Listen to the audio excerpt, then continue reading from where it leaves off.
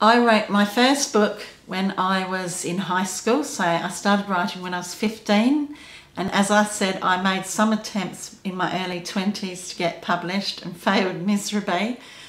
But seriously, I guess I had my first books published in 1999. They were accepted for publication in 1998, and I would say that it took me about 5 years to get there in the first place, because I call that five years my apprenticeship, because I needed to learn. I did courses, I read books, I got feedback from published children's authors, I joined writers groups. I learned everything I could about writing and specifically writing children's books, and I joined the writer centres, and I just did everything I could. I learned about the market.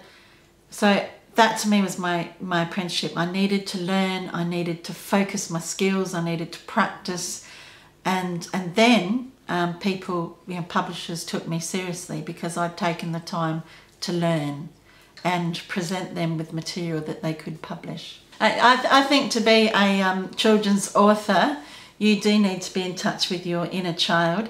You need to be able to relate to children, and you need to be able to, I suppose, write what will interest a child. And so I'm forever, pretty much every day, having to put myself into the shoes of a child and be a child. So I don't think I've ever grown up. Hi! Hi!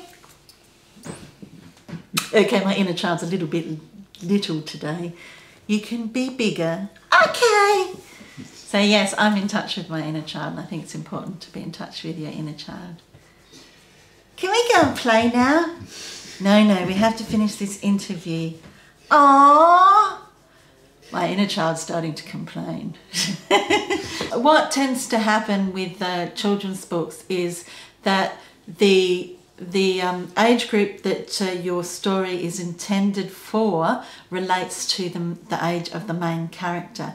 So children tend to read about children that are a little bit older than them, around the same age group and perhaps a bit older. For example, children can be quite strange about age. For example, when you're a child, you can think someone who's 21 is positively ancient.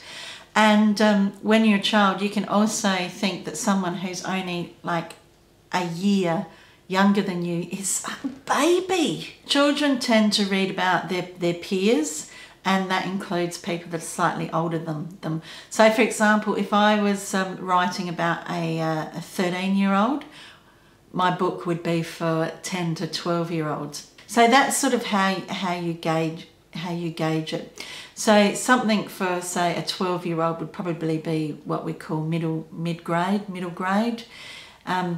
So it's really, the categories of children's books are based on the age of your character. If you're writing about a 17-year-old, that's going to be young adult. That book will not be appropriate for an 8-year-old. But as I said, I answer these types of questions in this book. But that's one of the things with people is we read for escapism, and children are exactly the same. Children read for escapism. So when children read for escapism, what are they trying to escape? Adults! So children's books tend to be about children around the age of the child reading it, a bit older. And we tend not to have adult characters be too important in children's books. Certainly, if you're writing about an adult, that book's not really appropriate for children. There will be some picture books where the focus of the story is an adult. Doesn't happen that often though. Children want to read about other children. They want to read about their peers. They really don't want to read about adults. They're trying to escape from adults. Because I've read quite a few books where they're written from the point of view of an adult, but the writer is calling it a children's book, and it's like, I'm sorry, if it's about an adult, it's not a children's book. So in case you've forgotten what Maya and the Crystal Skull looks like, this is one I prepared earlier. So Maya and the Crystal Skull is my first large novel, and I mean large in the fact that it's approximately 40,000 words. My longest published novel prior to Maya and the Crystal Skull was Black Baron, which is approximately 10,000 words. Love Black Baron, it's one of my favourite stories, so size doesn't matter. But this was the longest book I attempted to write. So for the first time, I decided that I would actually plot the book, really, really plot it detail by detail by detail. And with this one too, I also needed to research, as I mentioned earlier. So I spent a good month or two reading about the legend of the Crystal Skulls and the ancient Maya, and while I was reading, it was helping me get ideas and the ideas to percolate. And then the other thing I wanted to do was I decided, because Rob and I had written screenplays together, I decided that I actually wanted to write my novels from now on using the sort of structure of a screenplay. So this book includes the hero's journey. So when I plotted Maya and the Crystal Skull, I actually plotted it as if I was plotting a Hollywood feature film. And that means that, for example, I don't know if you've noticed it in Hollywood movies, that sometimes, your character will get, yes, this worked, woohoo. But immediately afterwards you'll get, no, oh no, something bad's happened. So as I plotted it, it was, for example, Maya and her father attempt to escape from the kidnappers. But oh no, their escape is thwarted because this happens. And then, then you have something like, Maya, blah, blah. But oh no, this happens. So I plotted it as if it was actually going to be a Hollywood movie. And it took me about a month to get all those like, yes, no, yes, no, yes, no. Until we finally got the yes at the end, yay, everything's happy. Because I couldn't always fill in the gaps, and sometimes I just have to go away and do stuff and think about, okay, I've got this working here, but I need something to stop her from being able to get what she wants. Because, that's really the idea of a story. A character wants something. And so, I have to spend about 40,000 words stopping her from getting what she wants. So it's like, she wants something, but something's got to stop it. So what is that? And I didn't always have the answers, so sometimes I have to go away and think about it. So it took me about a month to plot Maya and the Crystal Skull. And then I sat down and I wrote the book in 45 days.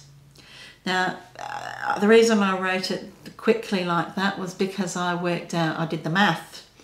I thought, if I write 1,000 words a day, and I want it to be a 40,000 word novel, that should take me about 40 days to write the first draft. Now, I was kind to myself. I started off, I thought, well, okay, maybe if I only write 500 words to start with, because I need to get into the story and I need to get into the character. So I was kind on myself to start with. And that's why it took me 45 days to write it, because I had that goal that I wouldn't stop until I'd written, for the first few days, 500 words, and then after that I had to write 1,000 words. And I wouldn't stop until I'd written 1,000 words. And that's why I was talking about earlier about, discipline. So I tend to set myself goals of, I have to write 1,000 words. And I don't stop until I've written 1,000 words. Well, I think we still have to write a novel as a creative outlet. It still has to be a creative project. I guess it's a bit like how I talked about my day. My day up until about 1 or 2 o'clock, I'm wearing the creative hat, and then I have to take that creative hat off and put on the business hat. So I don't think we have any choice nowadays. We do need to treat our writing as a business. For example, this is what I want to do for a living. This is my career. Now, if I want it to be my career, then that makes me self-employed, and for the purposes of taxation and everything, yes, I'm a business. I can't get around that. And of course, publishers want you to be businesslike. They want you to be professional. They want you to make that sort of commitment as if, you know, this is your business. So I think, you know, we do have to wear two hats. I don't think you can write a novel thinking about it being a business and thinking about the money you're going to make, because I think you'd set yourself up to fail. You need to write for the point of view that you love writing and that you love the creativity, and you really, it's something that you have to do, you're passionate about it. But I think it is that you have to balance it, and I guess my point is, I don't think we write with the view of dollar signs. We write because we love writing, we write because we want to tell a story. And then if we can make money out of it, that's a real plus, that's a real bonus. But the reality of someone in my position is, yes, I have to treat it as a business. But that's not why I write the story in the first place. I write the story because I really want to tell the story.